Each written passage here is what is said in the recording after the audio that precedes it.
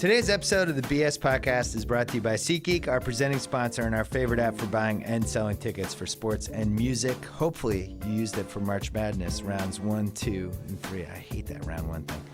Go to SeatGeek.com/BS to start using SeatGeek. Don't forget to download the free SeatGeek app. Enter promo code BS. You get $20 upon your first purchase. Today's episode is also brought to you by our friends, The Starters. That's Skeets, Taz, Trey, and Lee. They break down the NBA every weeknight on NBA TV and on their Friday podcast, The Drop. Head to NBA.com/TheStarters for clips, social media, links, all kinds of stuff. These guys know their hoops, and they are Canadian heroes. The Starters, every weeknight on NBA TV. Finally, today's podcast is brought to you by my new website, The Ringer. Subscribe to our newsletter at TheRinger.com. I think we've done, 5 of them at this point. Just get it, for God's sakes. Jesus. All right, we're off. Yeah. Clear enough for you? All right. Yeah. Ah, that's better. We're Monday rolling. Can you picture us rolling? We're Jamaica rolling. House is in Jamaica. This is the first time we've done a podcast in Jamaica. And we're going to have, I don't know, it sounds like about 1/3 of a second of a delay, so we'll try not to interrupt each other. House, were you able to watch college basketball while you're on the beautiful beaches of Jamaica? I was. I got to see a ton of yesterday's games, and yesterday's games, I think, were superior to the Saturday games. Ended up all being chalk, right? Yeah. Like yesterday had it had the biggest collapse I've ever seen in a basketball game. I have no long-term memory anymore for just individual games I've watched, and apparently there was a Duke game that was really bad, all this stuff. I've just never seen a team fall apart like that, not being able to inbound the ball. Poor Northern Iowa. Oh, my God. They showed Kurt Warner celebrating, and then it just fell apart in like a minute. Holy mackerel. It looked like us trying to break a press in intramural basketball at the last 45 seconds. Yeah. I don't know how much the guy who got hurt, how much that rattled them, Halloran, whatever his name was. But yeah, it was just insane. It was, and then the foul. They're down 5. The guy drives in, bounces off somebody, but not really. They get the 3-point play. That's when I was like, oh no, because I didn't like the call. Oh, it was bad. I mean, you forget how bad the college basketball refs are until you watch March Madness, and you just see it over and over again. Calls being blown.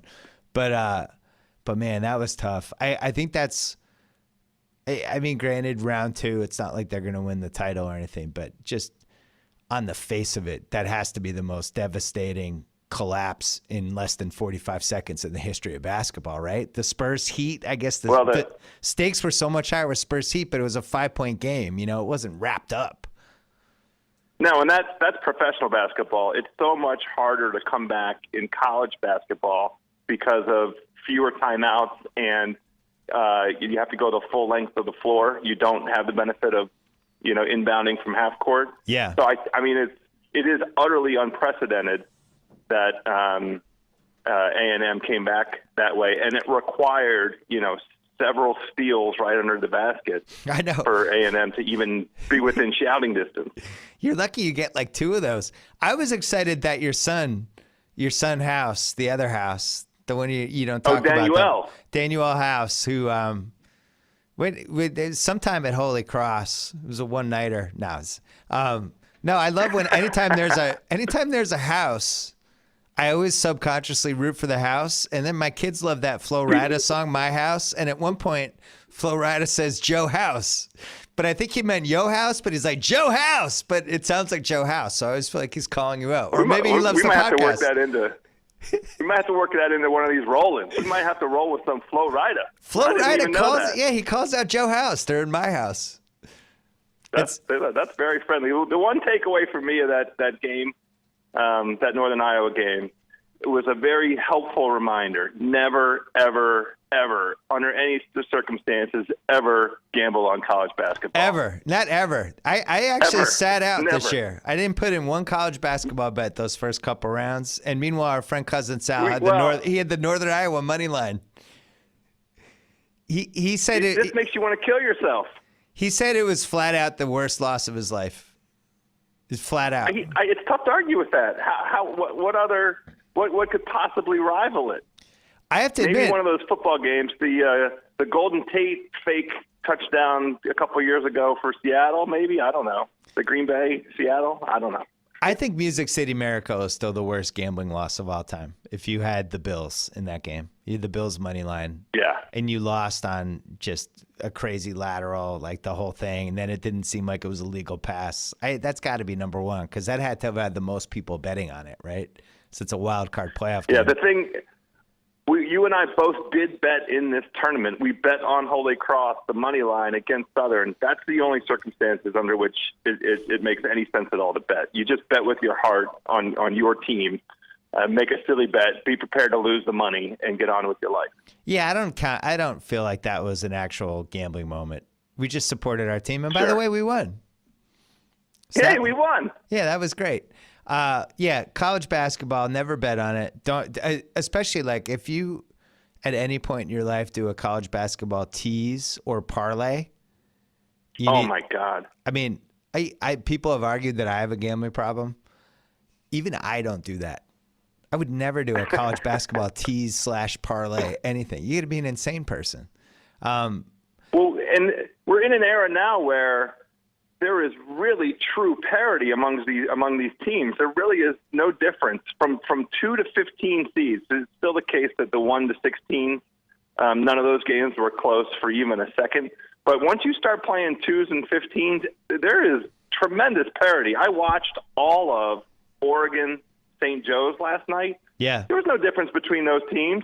The one kid from Oregon made 2 big threes at the end, but St. Joe's was right there the entirety of that game. I couldn't tell you with any certainty that Oregon was the better team of those two. Yeah, we never did a pre-Madness like mega podcast preview or anything. That my big takeaway was, or just going into it, was it did feel like it had a chance to resemble that year that George Mason made it. I think we talked about that on the podcast a couple of years. That weird George Mason year where like the best players in college basketball were Adam Morrison and JJ Redick, and everyone was just prepared for weirdness. And this year felt the same way. The Florida team was still there. I talked over you, but the Florida team was still there. No, I meant just in general. Like it was this feeling that weird shit was going to happen. You know, and you're right. There's no Florida team this year, but I like that's why I thought Holy Cross had a chance to beat Oregon. As crazy as that sounds, I didn't think they had a good chance, but it didn't feel like Oregon was a real 1 seed. I didn't feel like they were intimidating. No, They proved that last night. They were very unimpressive to me last night. The whole Pac-12, the Pac-12 got all these high seedings and completely underwhelming the entirety of the tournament. Well, one thing, usually the one thing I look for to decide how weird the tournament's going to be is how many, kick-ass lottery picks there are. And usually there's a couple teams that are just stacked. And you look at Michigan State gets upset in round 1, which nobody saw coming. Everybody liked them, just more because of the Izzo track record than anything. But sure, it's not like that team was loaded with future pros. We talk about this every year. The team, at least one of the teams that ends up playing on Monday, is always a team that has guys that go on to do stuff. And that Michigan State team, like they didn't have that ringer. That's why I think Maryland's interesting, because I think Diamond Stone is absolutely a lottery pick, and Melo's good, and you got to be feeling good about Maryland. Well, you left out my boy Layman, who is the guy whose stock has risen the most because he's had some terrific shooting games. The last at least 2 of the last 3, he's been like 60% from 3. He might have played himself into the first round. I don't know. I think I would love for Melo to stay in school one more year. And the Maryland team, something happened. There's something about like what's going on behind closed doors with that team. They have really underwhelmed and underperformed. But here they are in the Sweet 16 up against Kansas, and they have all the talent in the world, Maryland. And they can run teams off the floor. In the first round of the Big Ten tournament, they played Wisconsin. They ran Wisconsin off the floor. Now, Wisconsin is different from Kansas. I don't mean to compare the two. But if Maryland's making threes, there's nobody that they cannot beat. It's weird. It's a weird draft because I mean, it's a weird tournament without these big guns. Like Ben Simmons just not being in it is crazy. Like Dragan Bender is going to be the number 3 pick in the draft. He's not in it. Jaylen Brown was supposed to be a top 5 pick. He's out. Chipotle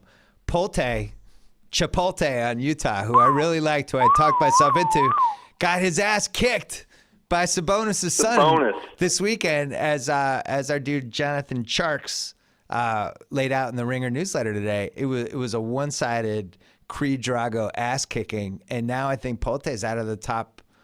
He's at least out of the top 6. But you just I have two. Go ahead. No, but like Chad Ford's big board right now, he's got Ingram 1. He's got Jamal Murray 2. He's got Jaylen Brown 3 and Chris Dunn 4. I mean, Ben Simmons is obviously in this too, but Buddy has a chance to play himself in the top 3 here with a couple more big games. So that was one of the observations I wanted to make. Yeah. Buddy has been delivering the goods. I've loved him since that Kansas game that went however many overtimes. That was a double overtime game. Yeah. He is just a baller. The dude has heart. He wants the ball at the end of games. He demands it, and then he delivers. 29 points yesterday in the second half. I love me some Buddy. Well, he also he's not just like a college scorer. He'll have a couple shots during the course of a game that are just NBA shots. Like he had one yesterday.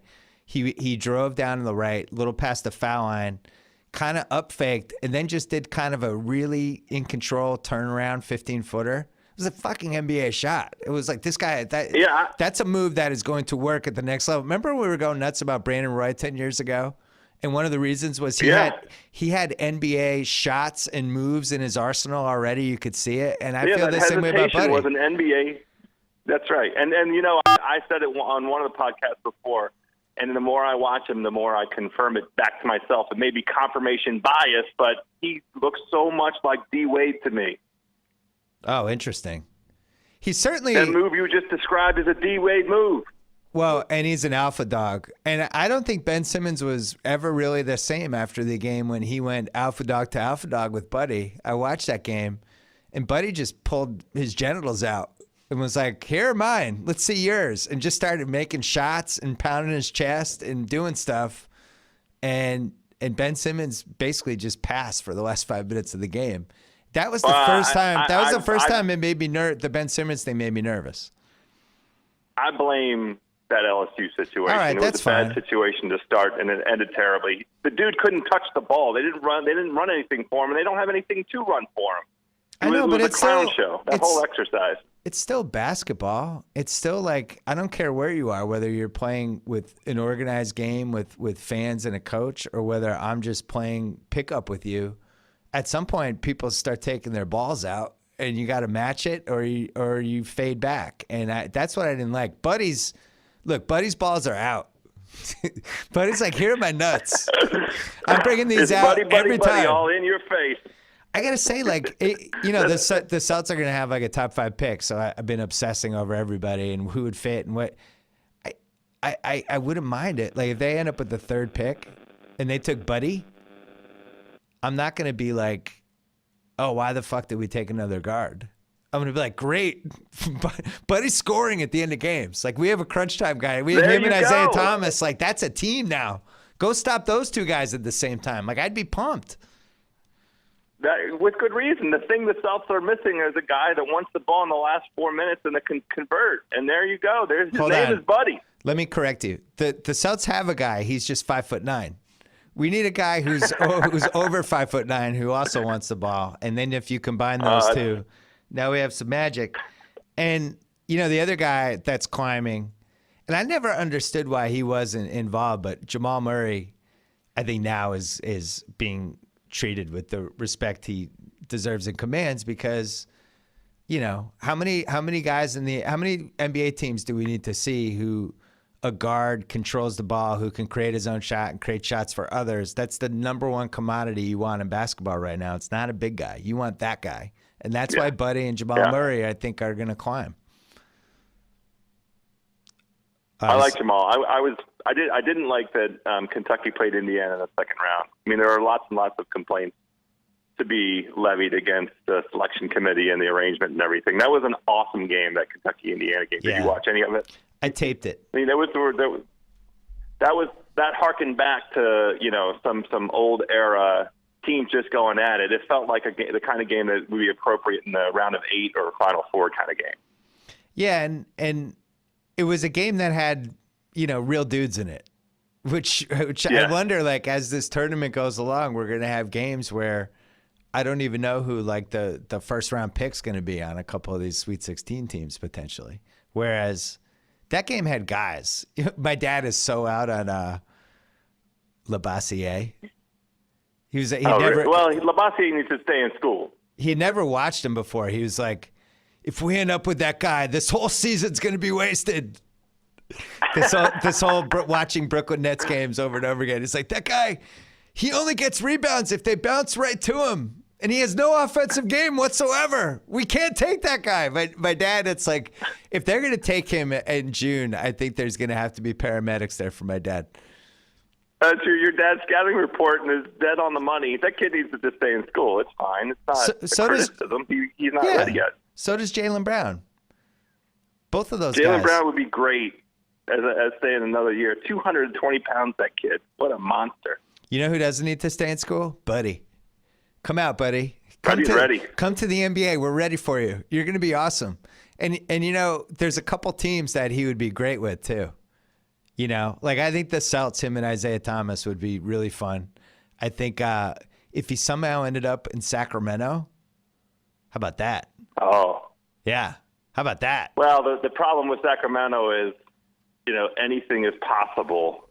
I'm not going to do That's a KG, true. Yeah, but holy another cow. stupid trade. How about this? Would you like to see Buddy and Anthony Davis playing together? That would be sensational. That would be terrific. How about the Pelicans shutting it down, by the way? Well, they're claiming he had a torn labrum. I don't know.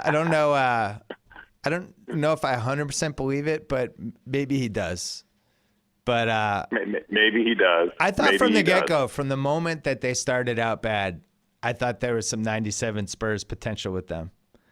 And because Robinson could have come back during that season, and they smartly said, "Screw this, let's be bad," and they ended up in the 6th spot, and they got Duncan.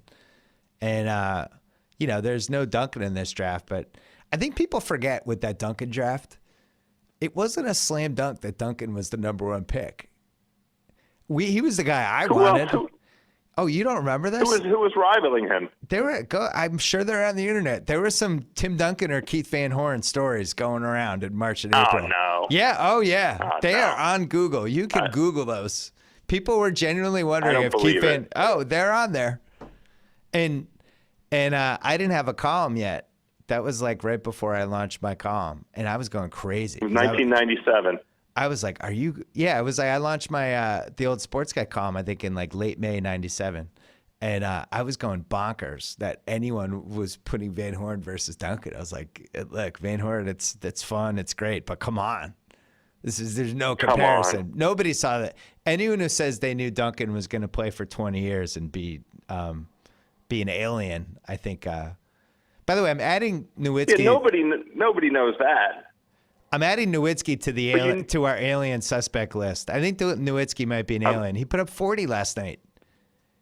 It was sensational. All vintage Dirk moves, too. Yeah, all of them without like any signs of slippage. It wasn't like the breaking down like Kobe having like we're making a couple threes. These were like just Dirk running the Dirk playbook on Portland and succeeding. He is statistically on par with any of his great seasons right now. I know. And I've been invested in that team too because the Celtics have their pick, so I root against them. Sorry, Dirk. Dirk, I love you. You're the greatest. I'm so glad you passed through my life. But if you develop plantar fasciitis right now, I'd be totally happy. I'm just going to be honest. But that's not very nice. No, I love having Dirk. It was so tough for me to root against the Mavs when Dirk's doing like an old school Dirk thing. But so I've been watching their games and following them and the whole thing. My dad's obsessing over it because if they fall out of the playoffs, it could be like the 11th pick, right? So Zaza died. I don't know what happened to Zaza.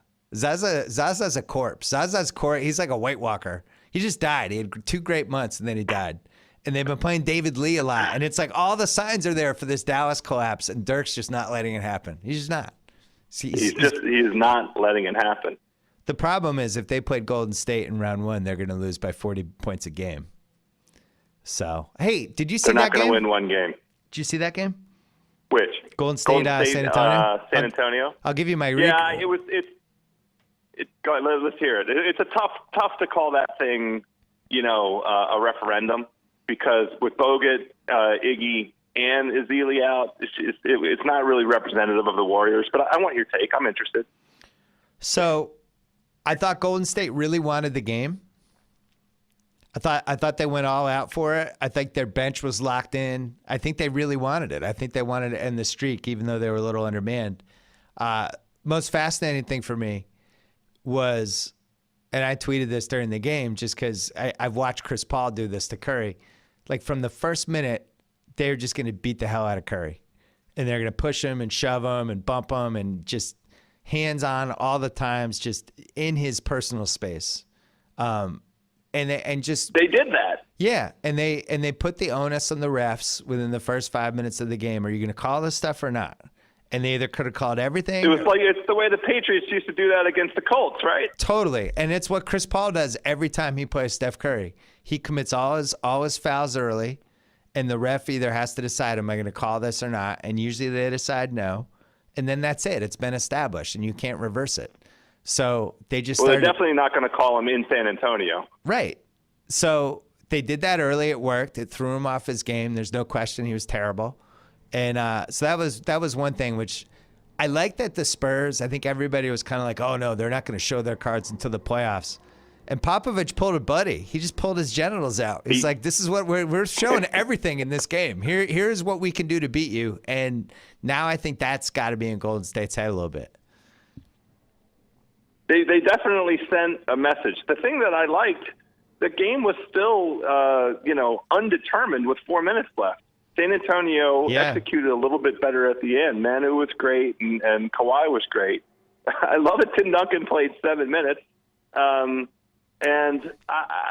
You wonder how many games you're going to get both Clay and Steph missing in volume like that. I mean, it was kind of a fluky game. I loved the strategy against Steph. I totally agree with your assessment, and I think it will be exciting to see come playoff time, other teams try it and how Golden State plans to counter it. But hold on a second. Can we call the Spurs wanted the game too? Can we call out Tate's dude Harrison Barnes? Hey, Say again? I'm going to call out Tate's dude Harrison Barnes for a second. It's Saturday night and it's on national TV, and this is one of the biggest regular season games of all time. Just feel free to show up at any point in the game. You 3 guys are out. When you're going for a $200 million contract or whatever this summer. Now, he didn't have a good game either, and they needed him to come through.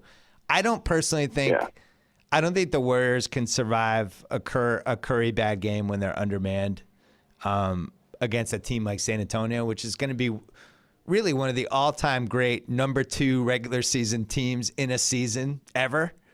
I don't know what the complete list is, but they're the second best team, and yet they're probably like a top 15 regular season team all time when you look at the numbers. So it's not really that profound. Right. So Golden State can't have its best player not have a good game against a historically great home team. San Antonio team. Yeah. But with that said, a couple things jump out, right? One is that the way they defended Curry, I think, is really important for the playoffs, and is going to become a storyline because I think everybody's going to try to rough him up and defend him that way. And Steve Kerr will start lobbying the refs, which he should, and he'll start lobbying the league, and he'll start talking about how Steph's getting manhandled, and that's going to become a running theme. So get ready for that. That will replace Hack and Shaq. And a corollary on that, Bogut's the protector. So we'll see some good feisty Bogut, also, down under moves coming. Oh yeah, That's a corollary I'm looking forward to. So that's one. Number 2 is that LaMarcus Aldridge is one of the top 20 players in the league, and you could even argue he might even be in the top 15. And San Antonio's ability to reboot an entire era on the fly and usher in a whole new era while keeping all the old guys from the previous era in there. It's only happened one other time in the history of the league with the Red Auerbach Celtics.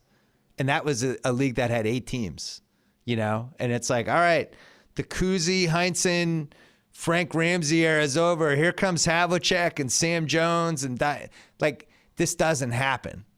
And they have done this on the fly. I don't want to give them the full credit for the full reboot yet because they still have a point guard position to fill. My point is, this era should be over. And when Memphis beat them, yes, that was it. We're moving now on to a new era. Like this, hey, San Antonio, welcome to what it's like to be a lottery team. And they make that George Hill Kawhi trade, which is now moving up the ladder of great trades in the history of the league. And then on top of it, pull off the Aldridge thing when everybody thought he was going to, go to the Lakers or wherever.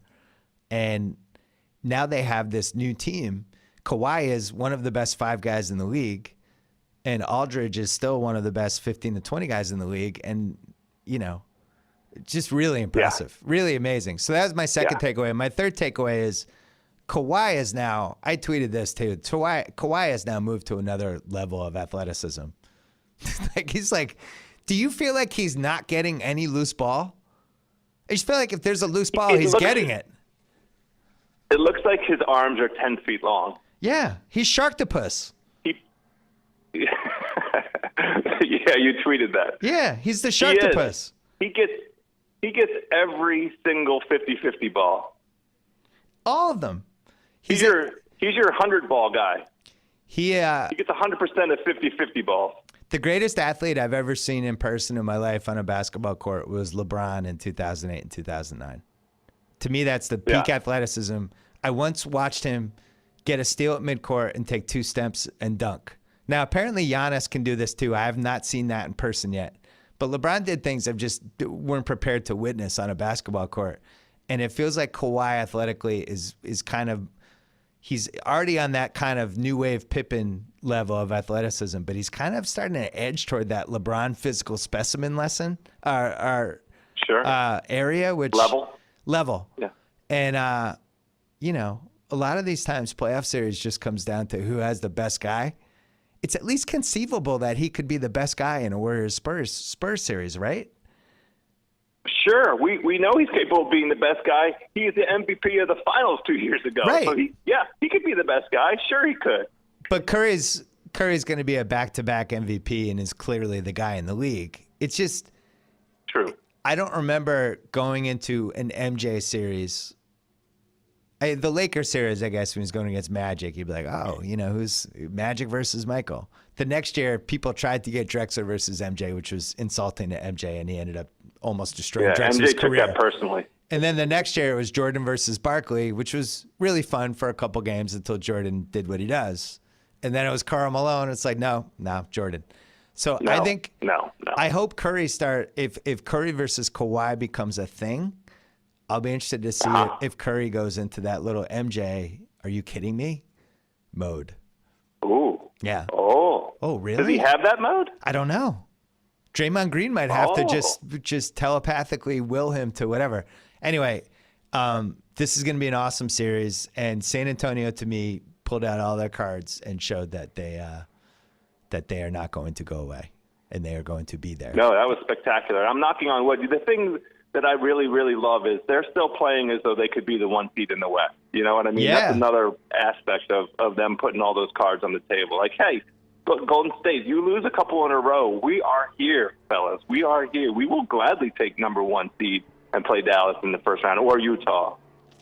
The offensive rebounding, I'm not going to get too bent out of shape about because the Golden State was missing so many guys. But, it is a thing, man. If you have Aldridge and you have Kawhi out there and you have a little bit of a size advantage and you're a little bit quicker up front, you're going to get some second chances, and Golden State's going to have to figure that out. I've always felt like teams could offensive rebound on them. I don't know what the numbers say. But health is always a big part of the composition. If Bogut misses a couple more games because of his big toe, and I don't know what the status of Iggy's sprained ankle is, and I don't know how much longer Ezeli's supposed to be out, But if Golden State slips a little, the Spurs are right there. I mean, It's I'm great. knocking on wood. You can hear me knocking.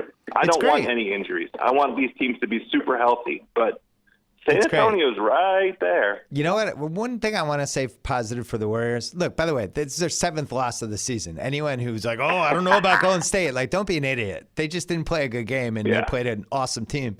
I love that Clay was posting up a little. I like that he sucked it up. Very interesting. Yeah, he did a little mouse in the house a couple times, which is what I've been dying for him to do for years. Like, do that. Use your advantages. He's got the body for it. Yeah, he's got a nice game. Do it, Klay Thompson. Yeah. Do your thing. Maybe he could put. Maybe he's got some buddy. What if he put his buddy out there? Quickly, who wins the NCAA tournament? Just like the buddies. Who wins the NCAA tournament? Who wins the NCAA tournament? North Carolina. Tell Tate not to say anything. North Carolina. No way. Roy Williams he'll mess this up. He'll mess this up. We're past the point where coaches that make that huge a difference, I think. All right, Tom Izzo just lost in the first round. So you're basically saying that North Carolina is going to win the title and then is going to be stripped of it 2 years later. You said that, but I don't disagree. So Carolina will win. They'll get to celebrate the title, right, before it gets taken away by the NCAA 2 years from now, or no? Sure. They'll hang the flag in there, all of it. They'll hang the banner. It'll be up there for a year and a half. When they cut down the nets, could they have a couple of the people that took tests for the players help cut down the nets? Like, here's Rajiv. It takes a village. It takes a village. Here's Rajiv. He took Bryce Johnson's poli-sci exam. He's going to cut down the next one. I love it. I love making fun of Tate about North Carolina. Hey, it's not totally corrupt. They've just only been in a couple of, major scandals, but it's not that bad. It's not like Patino bad. So North Carolina against who? I don't have the bracket in front of me. Right, I would fine. say Kansas.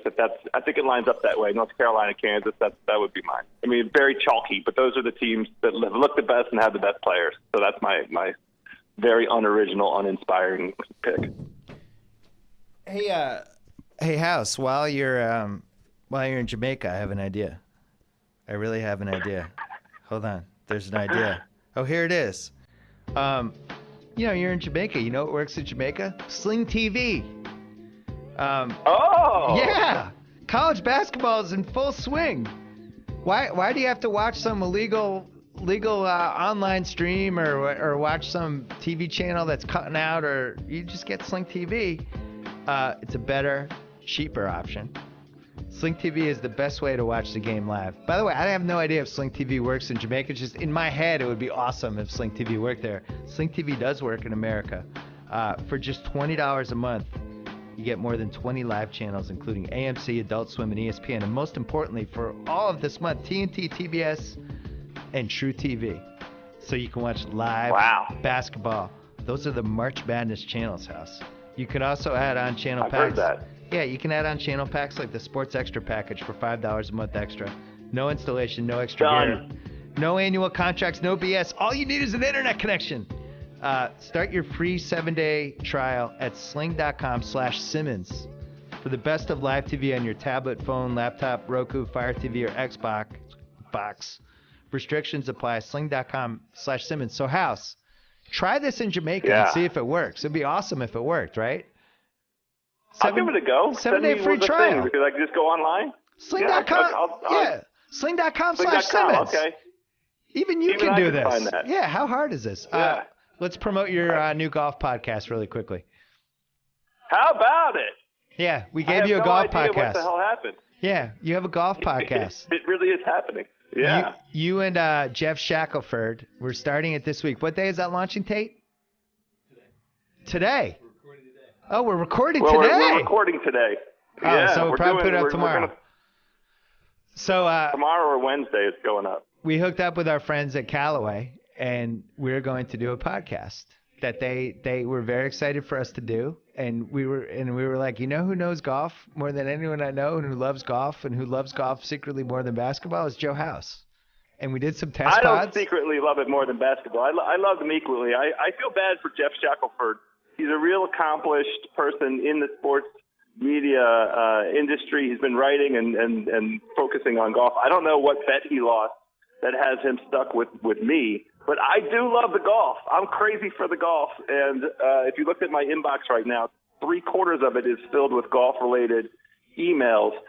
Many of those might have to do with golf bets, but that's kind of a thing that I like anyway. I like to gamble, so why not? So I was skeptical. I was like, well, House is my dude. I don't want to let House roam off into the podcast backyard and start roaming around eating different plants and trees. And you roamed into Jeff Shackelford's backyard, and we did a couple test podcasts, and we all liked them. So now you have a podcast, and it's called Shack House. I'm excited for that House. too. Who Shack doesn't House. want to come have a hot dog and a delicious red stripe in the Shack House? So the reason we did this was because we felt like the golf podcast market was wide open. We had Joe Fuentes looking around, and we were like, wow, we could actually have an entertaining golf podcast. So we're going to do it before and after the big majors, the big tournaments, and a couple other times. I think we're doing like 20 or 22 this season. And I am fired up. I'm fired up to have a golf podcast in my life. Congratulations. Shack House. Shack House. I'm fired up too. I'm excited. I'm going to do my best not to embarrass Jeff. No promises. Well, I don't think you'll embarrass him. And in fact, Good. I think the golf world needs this podcast because I've heard all the other golf podcasts. It's already the #1 golf podcast. We haven't even recorded one yet. House, enjoy Jamaica. We'll talk to you later this week. Legalize it. See you, buddy.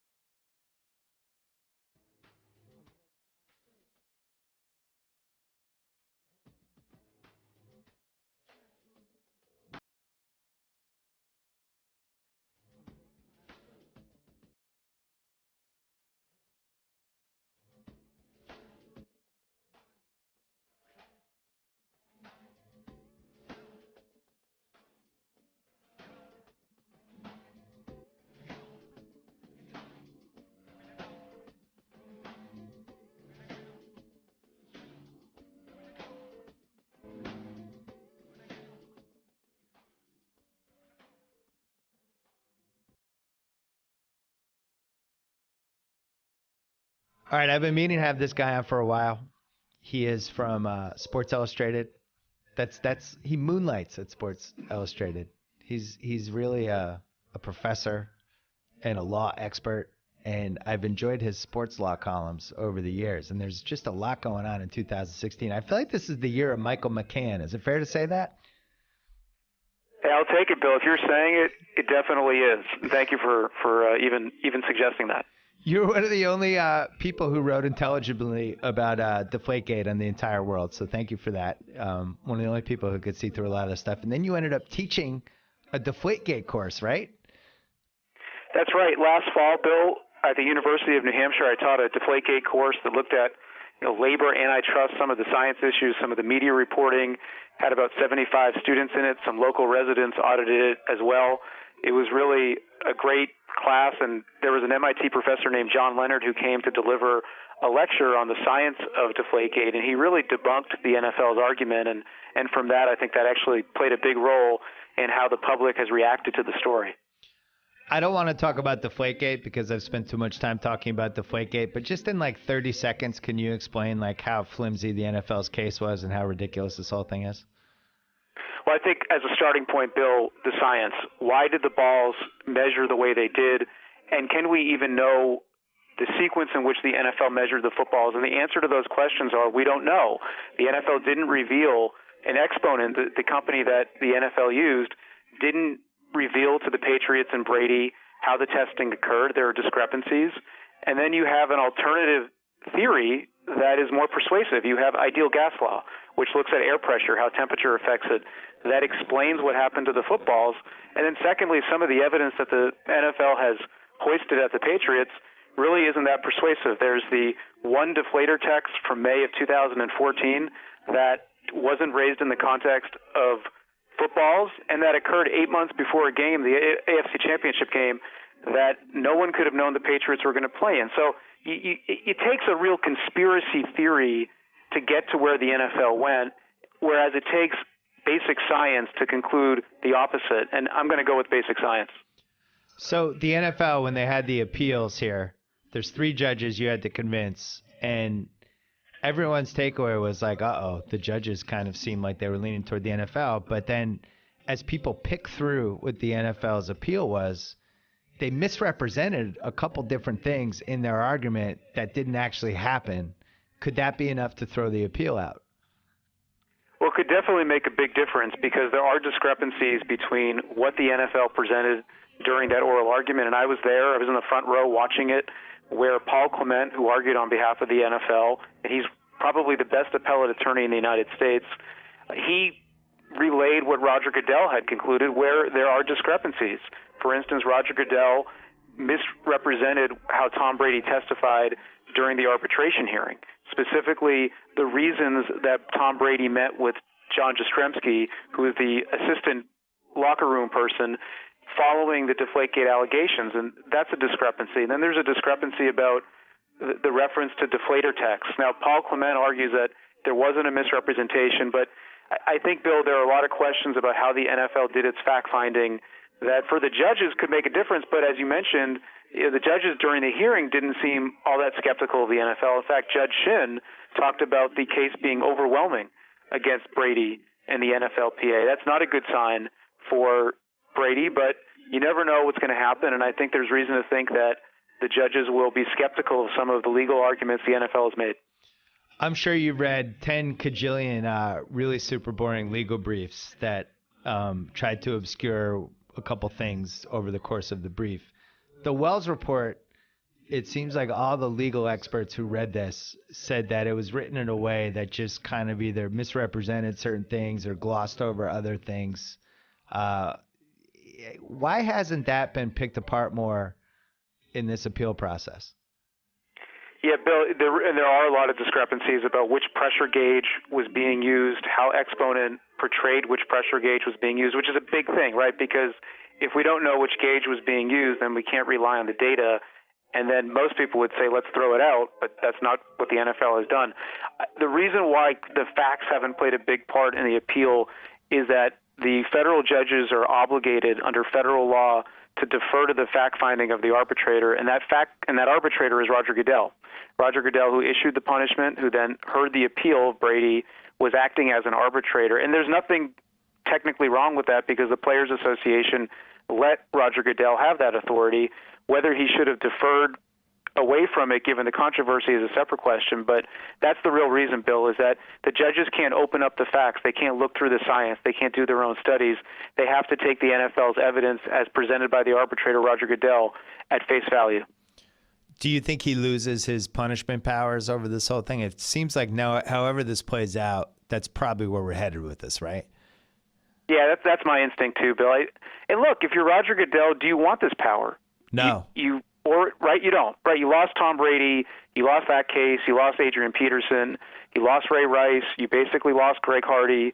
And then, of course, you have the 4 Saints players, Jonathan Vilma, who were reinstated because of an order by form. So you got all these losses. I don't think it's a healthy thing to have. And if you're Roger Goodell, focus on the good stuff. Focus on the money you're making for the NFL. Focus on the increase in franchise values. There's a good narrative for him, but it isn't through player conduct matters. Yeah, my personal feelings aside, his job is to work for the 32 owners and try to make them as much money as possible and try to make sure that the public perception of the league is disseminated a certain way.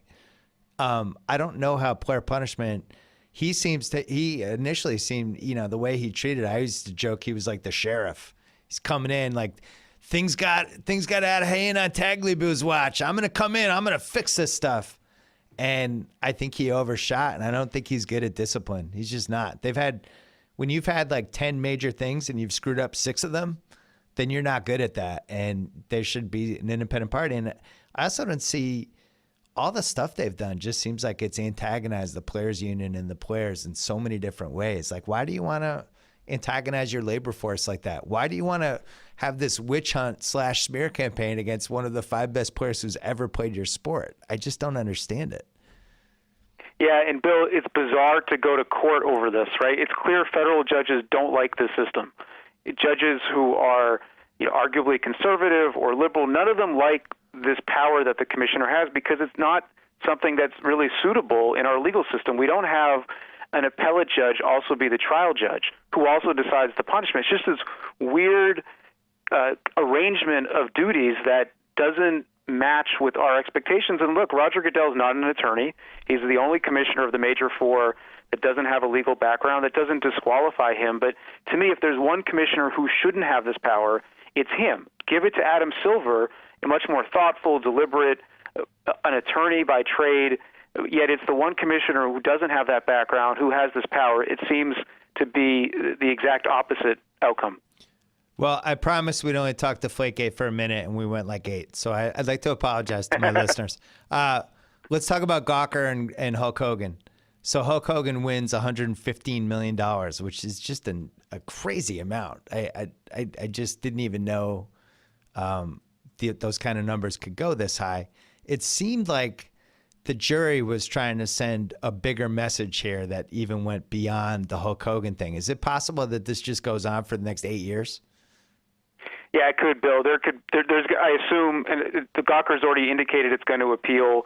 They're also going to ask for the trial judge to reduce the damages. And so there are several steps where Gawker can get this number reduced by a great deal. But unfortunately for Gawker, under Florida law, in order to appeal, they have to post a bond, which could be up to $50 million. Now, it doesn't have to be 50, but it could be under the state law. So that's a big concern because we don't know their financial wherewithal if they can pay something like that. But yeah, I think this was a message by the jury. It's hard to envision that Hulk Hogan suffered $115 million in damages. I mean, yeah, it was embarrassing. It wasn't good for his career, but where do you go? How do you get to 115, particularly when you think about what normally is the amount of damages in cases? I mean, when there's a wrongful death case, Bill, when somebody dies because of the negligence of another person, the average award to the family members is $3 to $3.5 million. When you have catastrophic physical injuries, we're usually talking 6 figures, maybe 7 figures. But to get to 9 figures, yeah, I think this was a message. I think this is a jury that probably said they're tired of maybe online media, the hunt for clicks, and that this was some type of larger deterrent being sent. Whether that's the appropriate role of the jury, I think, could be questioned. But there's got to be more than Hulk Hogan's embarrassment that gets you to $115 million. Yeah, when you're putting a number like that on the verdict, you're trying to. I'm guessing it seems like you're also trying to put Gawker out of business, and I mean I don't know enough about the legal process to know whether that's legal or not. But can a jury put more money on a verdict just to make a statement?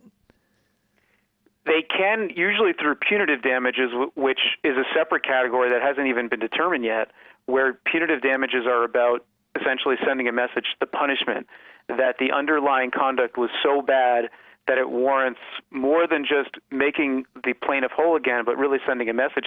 That wasn't part of the $115 million. So if they did that, if they were using that $115 million to send a message, it's appropriate for the trial judge under the law to reduce the damages.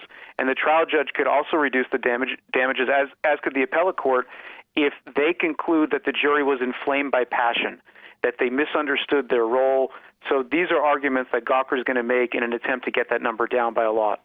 And then the counter argument would be like, you guys played so loosely with the First Amendment for so many years, and you guys use this stuff against certain people for page views and clicks and all that other stuff, and you're getting what you deserve, would be basically the defense's argument on this, right?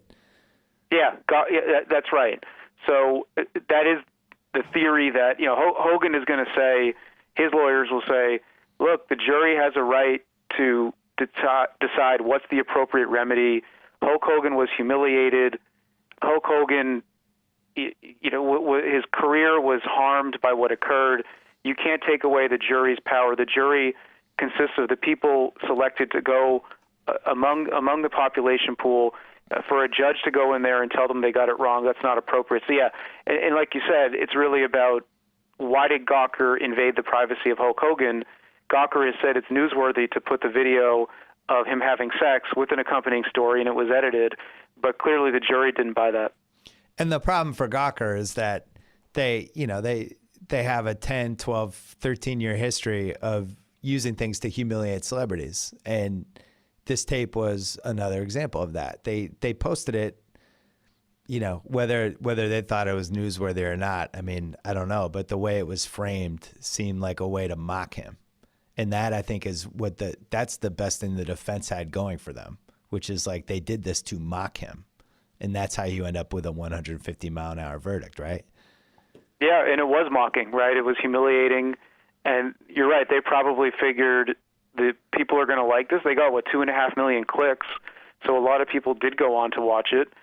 And they also probably reasoned, if their legal counsel was even involved with the decision, what counts as newsworthy is really broad. It's hard to claim that a news company has published something that isn't the news. It's just there isn't a lot of case precedent. The Supreme Court has made clear almost everything to some extent counts as news, and yet this went too far. This was a video of him having sex in a bedroom. I think common sense, good judgment should have led them to decide whether or not it's unlawful or not. It's really not appropriate. So when that guy, I don't even know if we ever found out, I don't even know if it was a guy, the person who hacked into all the celebrities' iClouds and posted nude photos and nude videos and all that stuff. And that was the one time I remember, like, mainstream blogs were afraid to post any of those pictures, any of those videos. People were talking about it and writing about it in kind of a very detached, afraid to go too far with even saying anything about it. And then it got reported as a news story, like somebody's doing this, how do they stop it? Why would people hold back with that, but then not hold back with a Hulk Hogan sex tape? Yeah, one possibility, Bill, is that lawyers wrote them letters saying, you better hold back or we're going to sue you. That could have been part of the discussion. And I think also maybe their own sort of their legal counsel played a bigger role in that decision. I wonder with Gawker putting up the Hogan video, who knows what role, if any, a lawyer had in that decision. They could have just got it and figured, let's put it up, let's edit it down, let's make it more like a news story. I think with what you referenced earlier with the celebrities, the leak of all the naked photos, I bet in that scenario, and I don't know this as a fact, I bet their lawyers got together and said, we need to communicate to all of the companies that have these, we're going to go aggressive after you, we're going to go after injunctions, and that may have scared them off. So the internet has been the wild, wild west basically since it's been created. Now we're at the 20-year mark. Does it feel like this Hulk Hogan situation with Gawker, however it plays out, however many millions of damages it ends up being, is this the end of an era basically for that stuff? Could be. It could be, Bill. I think websites like Gawker are now going to have to think longer about the appropriateness of putting up a video where a celebrity's private activity, however way you want to define that, is put up, especially with kids and things like that, that I think there is now a chance that there'll be more caution by media companies in putting up private information about celebrities. But I would say they may also say, let's wait and see what happens on the appeal. There's a chance Gawker wins the appeal. There's a chance that an appellate court looks at these issues and disagrees with the jury. The appellate court could say, we find it really inappropriate, we find it gross, all of that, but at the end of the day, Gawker edited the story. They reduced the amount of nudity that was in the video. They tried to frame it as a news story. We're not comfortable, given the First Amendment, to take that power away. So I have a feeling, Bill, before there's sort of that precedent of this case, I think some companies will say, let's see what happens with the appeal. So this is a classic to be continued. I really do feel like this could end up, I think there's a chance this could end up going pretty high, because you can make a case that this particular verdict and all of the pieces to it are something that maybe the Supreme Court eventually has to decide on. What is the right to privacy on the internet versus the traditional media? It doesn't seem like we've totally figured that out yet, right? No, you're right, Bill. And you got to think the Supreme Court at some point has to take on that issue, because for the reasons we just talked about, that there are other issues, related issues that come up with nudity, photos, videos. At some point, I think the Supreme Court needs to provide more clarity on our tradition of newsworthiness, sort of a broad perspective of that, but a perspective that's 40, over 40 years old. That's 45 years old. So maybe it needs some updating. Yeah, and you also have a bunch of old people on the Supreme Court who maybe they don't understand that this is the world we live in. I mean, even Reddit. Like, I love Reddit. I like Reddit's NBA page a lot. I go there every day. I'll see stuff on Reddit sometimes that, it's posted by somebody and they're telling some story about somebody. You don't know if it's true or not. And is that good? Like, I don't know if we've hashed all this stuff out. I want to get to a place where it's being policed better, I guess is my point. Yeah, and what can we even do in that scenario? What, we file a defamation lawsuit? Who knows how long that takes to play out? Like you said, we can't find the person who said it.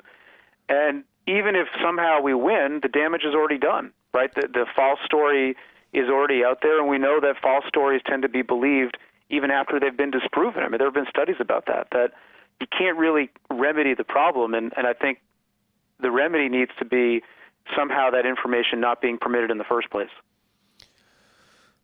Quickly, Erin Andrews, who is a friend of mine, so I'm going to tread carefully on this one, but she got $55 million for really horrible people thing that happened with that played out over the last 7 years, basically. That number was really high. Are we headed toward a situation where this is going to become a trend with huge numbers for celebrities who are embarrassed by some way? Or is it just two isolated incidents? I think so far it's still two isolated incidents, Bill, but I would say that it does have to be a source of concern for obviously media companies, but in the case of Erin Andrews, you have a hotel, right, that really did some pretty bad things. I mean, it allowed, right? I mean, it allowed this guy to be in the room next to her. I mean, but then the question becomes, okay, they made a mistake. Does it warrant $55 million? And the peeping Tom, half of that's from him, and that money's not going to be paid because I'm sure he doesn't have much of anything.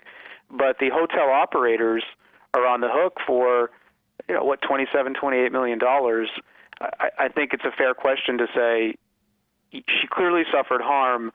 How are we getting to that number, right? Why is that number so much higher than if a regular person's in a car accident and that person gets, a couple $100,000 in a case, or God forbid somebody dies? Again, we're looking at $3 to $3.5 million on average in a wrongful death case for an adult male and female. So, this is sort of the argument that people have for what's called tort reform, right? Let's put caps on damages. That has its own set of problems because then you have situations where the caps aren't fair. It could be that we're getting to a stage where celebrities, are treated very differently by juries. But I think at this point, let's wait and see. Let's see what happens with these cases on appeal as well. I mean, both of those verdicts may not hold up on appeal. My instinct, though, is that the Erin Andrews case is stronger because you have, to me, clearly negligible conduct. This isn't about newsworthiness. This is about privacy and invasion of privacy and the duties of a hotel to make sure that its guests are being adequately safeguarded from those around them. Is there a case coming up that relates to sports, either in a profound way or tangential way, that you feel like is going to be as that generate as much interest as, say, Deflategate did, or even the Hulk Hogan Gawker thing? I think, Bill, if one of these NCAA cases gets to the Supreme Court, whether it's the O'Bannon case, whether it's the Jenkins case, which is being brought by Tom Brady's lawyers, Jeffrey Kessler and David Greenspan, I think if one of those cases gets to the Supreme Court and the Supreme Court has to decide, what are we talking about with college athletes? Should they be paid, either for their licensing or for some type of wage? To me, that could be a game changer, and that would attract a lot of interest because it's going to affect schools across the country. Now, it hasn't yet happened, but I think, Bill, if we see one of those cases get to the Supreme Court, that's going to be huge because it could radically change the way we watch college sports and change the way schools fund college sports as well. Well, unfortunately, if it gets to the Supreme Court, we're only going to have 8 people on the Supreme Court for the next 17 years as they hash out all that stuff. Michael McCann, I'm glad we finally did this. I'm making you the unofficial legal expert of the Bill Simmons podcast. That is awesome. Thanks, right. Bill. It's great to chat on this. All right. And what's your Twitter handle, by the way, so people can follow you? It's McCann Sports Law. Okay. There you go. Thank you, Michael McCann. Thanks, Bill. All right. Thanks to Joe House. Don't forget to check out House's podcast. What's House's? Oh, Shack House. Can't even get the name right. Shack House starting this week. Get ready for Shack House. It's going to be good. I'm telling you. People like golf. People want a golf podcast. So we're going to give one to you. Thanks to Sling TV, it's the best way to watch games live. For just $20 a month, you get more than 20 live channels, including TNT, TBS, and True TV, the March Madness channels. No installation, no extra gear, no annual contracts. You only need an internet connection. Start your 7-day free trial at sling.com/Simmons for just $20 a month. Restrictions apply. Thanks to Simply Safe, they'll give you 24/7 award-winning protection for just $14.99 a month. No contracts, no hidden fees. Start or cancel service when it works for you. Studies show that security systems deter burglars at a rate at 90% for a home security you can trust. SimplySafeBill.com. You save 10% with that. Thanks to HBO Now, you don't need cable or satellite to watch HBO anymore. Download the HBO Now app and start your free 1-month trial today. Next week, The Ringer will be announcing something that we're doing with HBO Now. Be ready for that. Thanks to SeatGeek, the presenting sponsor of the BS Podcast and Channel 33. And thanks to The Ringer. Sign up for our free newsletter, theringer.com. Talk to you later in the week. We about this bitch. Anytime y'all want to see me again, rewind this track right here.